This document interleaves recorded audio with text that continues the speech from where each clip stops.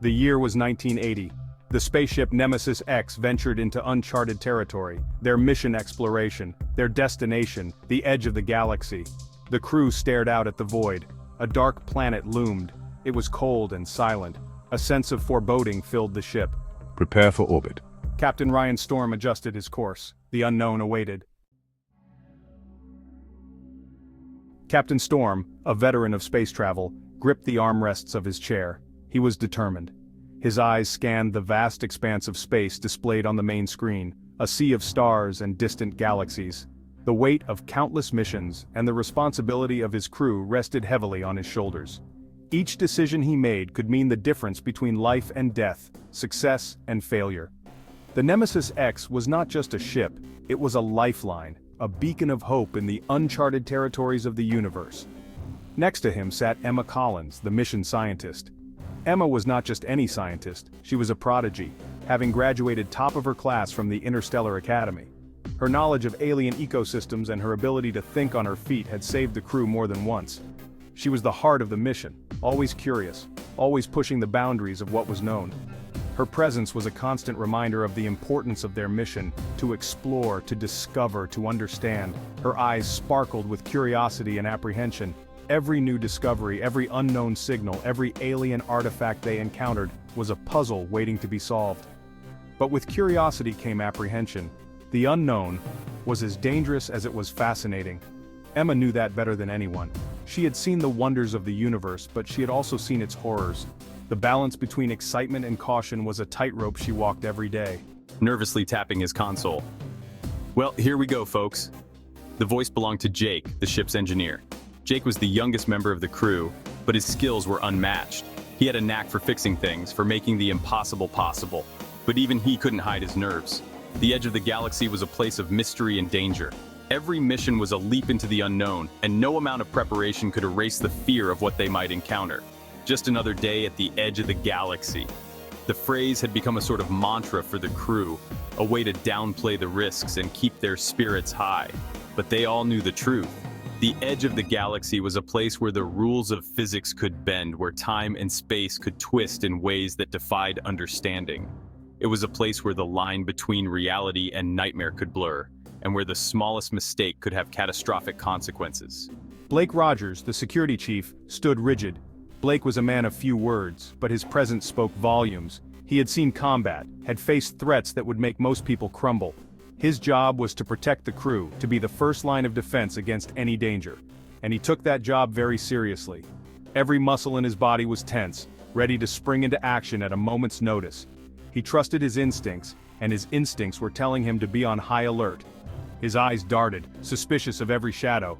The dim lighting of the spaceship's corridors played tricks on the eyes, creating shapes and movements that weren't really there. But Blake knew better than to dismiss his instincts. He had learned the hard way that in space, danger could come from anywhere, and it often came when you least expected it. Every shadow, every flicker of movement was a potential threat, and he was ready to face it head-on. The crew of the Nemesis-X was prepared for the unknown, or so they thought. They had trained for years, had faced countless simulations and drills. They knew their ship inside and out, knew each other's strengths and weaknesses. But no amount of training could fully prepare them for the reality of space exploration. The unknown was unpredictable, and it had a way of throwing curveballs that no one could see coming. But despite the uncertainty, despite the fear, they were ready. They were explorers, pioneers, and they would face whatever came their way together. The Nemesis-X entered orbit. The planet below was shrouded in darkness. Scans revealed something incredible. Structures, buildings, a city. This is impossible. The structures were ancient. They seemed to defy time itself. An alien civilization? Captain Storm nodded slowly. This changed everything. A landing party was assembled. Storm, Collins, Freeman, and Rogers descended towards the surface.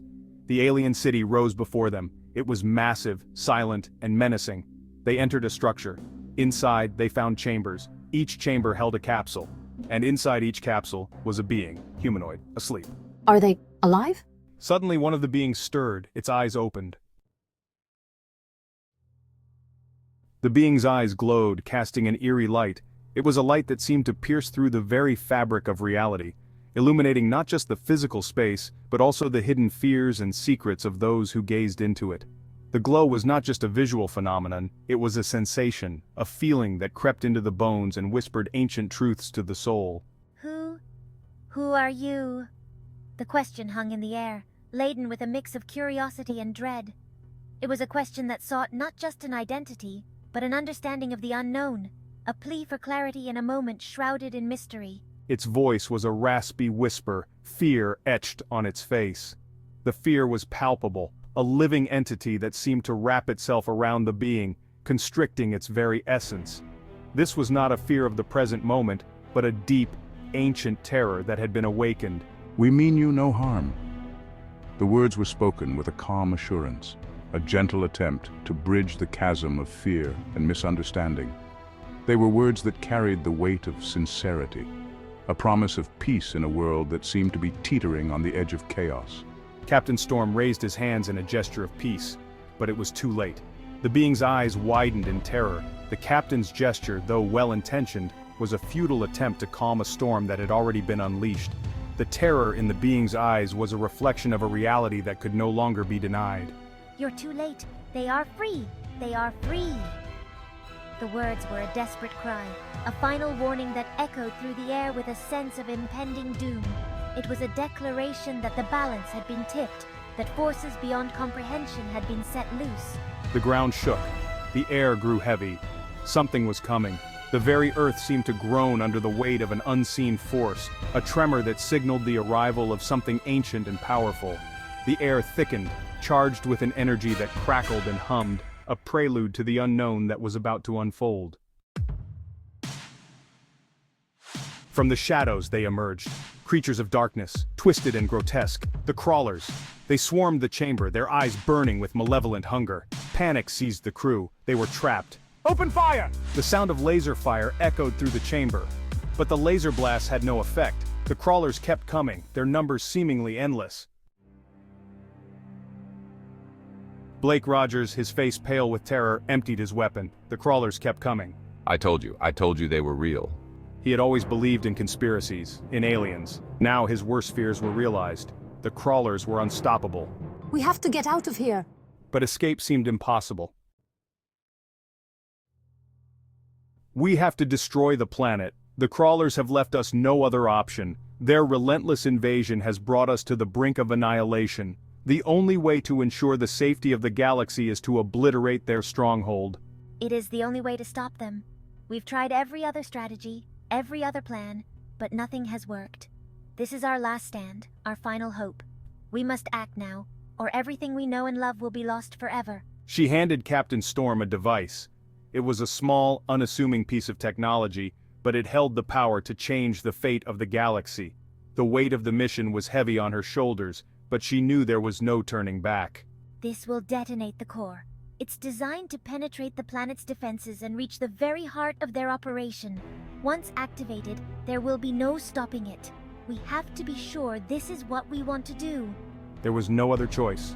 They had to stop the crawlers. The crew knew the risks, but they also understood the stakes. The crawlers had already decimated countless worlds, leaving nothing but destruction in their wake.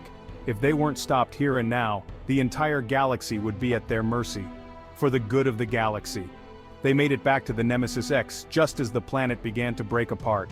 The ground shook violently beneath their feet, and the sky was filled with the deafening roar of the planet's imminent destruction. They had to move quickly. Every second counted. They had escaped, but at a terrible cost. The planet was gone, and with it, any hope of reclaiming what had been lost. The crew watched in silence as the remnants of the planet drifted into the void. They had won the battle, but the war was far from over. The crawlers were still out there, and the fight for the galaxy's future had only just begun.